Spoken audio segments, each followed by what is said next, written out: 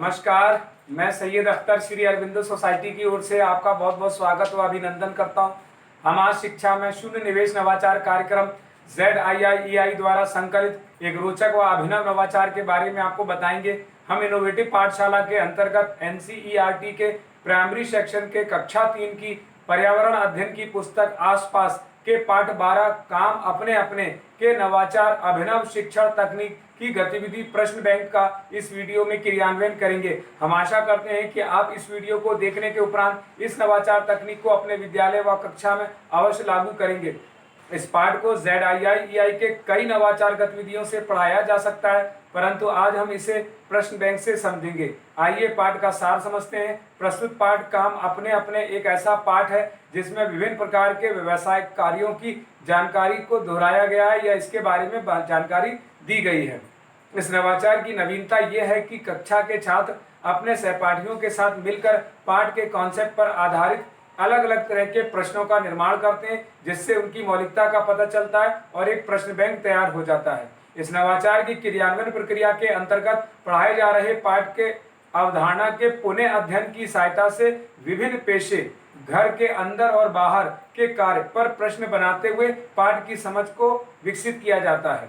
इस नवाचार की क्रियान्वयन अवधि को देखा जाए तो इसे लागू करने के लिए 20 मिनट का समय लगता है। साथ ही इस नवाचार के पूर्व प्रबंधन में किसी भी प्रकार की कोई पूर्व प्रबंधन की आवश्यकता नहीं पड़ती है, परंतु प्रश्न बैंक बनाते समय कुछ निर्देशों का पालन अवश्य करना पड़ता है। जैसे शिक्षक छात्रों को 7 समूह में बांट देंगे। हर एक समूह का एक प्रतिनिधि होता है। प्रतिनिधि सभी प्रकार के प्रश्नों को संकलित करके एक प्रश्न बैंक तैयार करता है। छात्र विभिन्न प्रकार के प्रश्न जैसे अति लघु उत्तरीय, लघु उत्तरीय और दीर्घ उत्तरीय प्रकार के प्रश्नों को तैयार करते हैं और हर प्रश्न की उत्तर कुंजी भी बना लेते हैं। छात्र चाहे तो आपस में प्रश्नों की अदला बदली भी कर सकते हैं। अंत में छात्रों को प्रश्न के उत्तर भी बताए जाते हैं, जिन्हें छात्र अपनी उत्तर पुस्तिका में लिख लेते हैं। इस प्रकार पुनः अध्ययन अथवा क्रियान्वयन प्रक्रिया के अंतर्गत जो प्रश्न तैयार किए जाते हैं उनकी सहायता से पाठ के कॉन्सेप्ट की जानकारी को दोहराया जाता है। तो आइए इसे उदाहरण से समझते हैं कि छात्र किस प्रकार से प्रश्न तैयार करते हैं। सबसे पहले छात्र खेतों में कार्य करने वाले व्यक्ति को क्या कहते हैं बोलते हैं, तो उत्तर में कहेंगे किसान।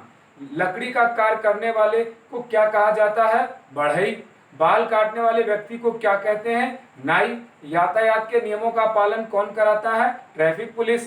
सुबह सुबह देश की खबर कौन कहां से लाता है, तो अखबार से। इसी प्रकार हमारे पत्र कौन लाता है, पोस्टमैन।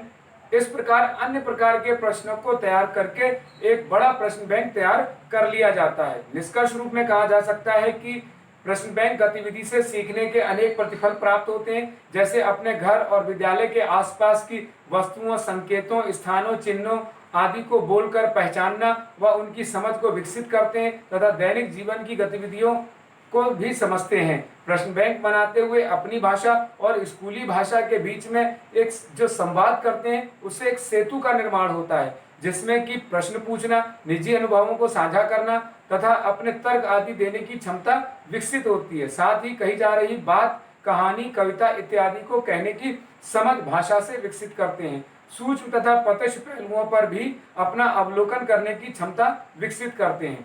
इस गतिविधि से छात्रों में समान भागीदारी का अवसर प्रदान होता है और सबको समान अवसर मिलता है। इस नवाचार में PRT अनुपात का तो ध्यान रखा ही गया है, साथ ही साथ NCF 2005 के उद्देश्यों को भी पूरा किया गया है। शिक्षक पाठ काम अपने अपने को एक निर्धारित माह में ही पढ़ाते हैं। इस प्रकार इस नवाचार से छात्रों में गहन सोच के साथ आत्म जागरूकता, सृजनात्मकता व पारस्परिक संबंधों के जीवन कौशल मूल्य का विकास होता है। ये नवाचार आपको कैसा लगा हमें जरूर बताएं। हम ऐसे कई दिलचस्प नवाचार आपके लिए लाते रहेंगे। आपसे अनुरोध है कि आप हमारा YouTube चैनल सब्सक्राइब जरूर करें। अगर आप इस वीडियो को फेसबुक पर देख रहे हैं तो हमारा फेसबुक पेज लाइक करना न भूलें। नीचे दिए गए लिंक पर जाकर इनोवेटिव पाठशाला ऐप को भी डाउनलोड कर सकते हैं। इस वीडियो को देखने और लाइक करने के लिए आपका बहुत बहुत धन्यवाद।